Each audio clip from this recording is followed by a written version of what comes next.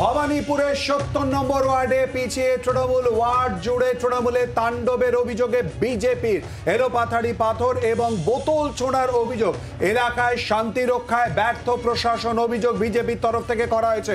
অভিযোগ অস্বীকার স্থানীয় তৃণমূল নেতৃত্বের। উল্টোডাঙ্গার একাধিক আবাসনেও দুষ্কৃতী তাণ্ডবের অভিযোগ উঠেছে। আবাসনের মধ্যে অটো বাইক ঢুকিয়ে তাণ্ডবের অভিযোগ করা হচ্ছে।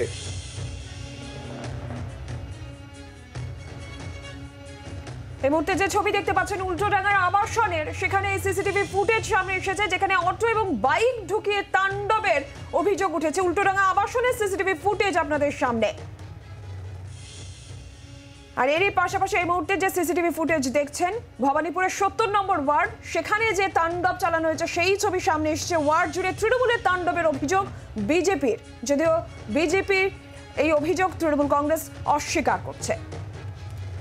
নীলাঞ্জনা, আমাদের সঙ্গে এই মুহূর্তে অয়ন ঘোষাল রয়েছে, আমাদের প্রতিনিধি। অয়নের সঙ্গে আমরা কথা বলে নেব। অয়ন, ঠিক কি অভিযোগ এবং কি ঘটনা ঘটেছে? প্রশাসনের কোনো বক্তব্য কি আসছে?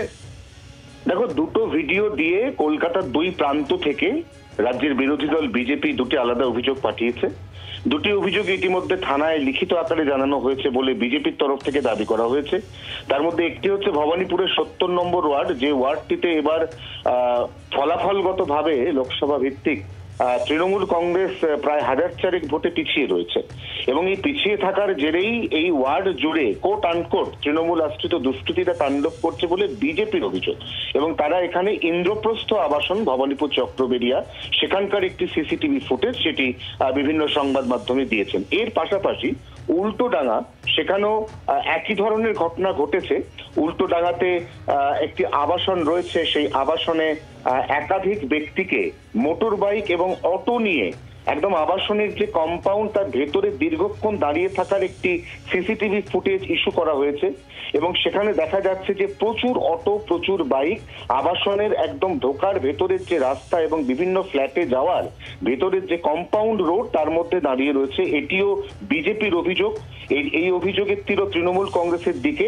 এবং সান সিটি কমপ্লেক্স, এই আবাসনের ভেতর একসময় কল্যাণ চৌবে তার দলীয় কার্যালয় ছিল এবং তিনি এখানে একটি ফ্ল্যাট ভাড়া নিয়ে কিছুদিন থাকতেন বলেও আমরা বিজেপি সূত্রে খবর পাচ্ছি। দুটি অভিযোগই লিখিত আকারে সংশ্লিষ্ট থানাগুলিতে জমা পড়েছে। শিলাদিত্য, অয়ন, খালি আর একটা বিষয় জানতে চাইবে, যে দুটো ভিডিও প্রকাশ করা হয়েছে সিসিটিভি ফুটেজ সবই বিজেপির দেওয়া, তাই কি? একেবারেই তাই। এবং সেই ভিডিও, সেটি কবেকার তোলা ভিডিও এবং সেই ভিডিওর সঙ্গে বাস্তবে যে ঘটনা ঘটেছে তার কতটা মিল আছে, এই বিষয়গুলি কিন্তু এখনো যাচাই করে দেখা হয়নি। তবে পুলিশের কাছে এই দুটি ভিডিও এই আকারেই জমা পড়েছে এবং স্থানীয় দুটি সংশ্লিষ্ট থানা এই ভিডিও তার সত্যাসত্য এবং অভিযোগের সারবত্তা খতিয়ে দেখবে বলে পুলিশ সূত্রে খবর।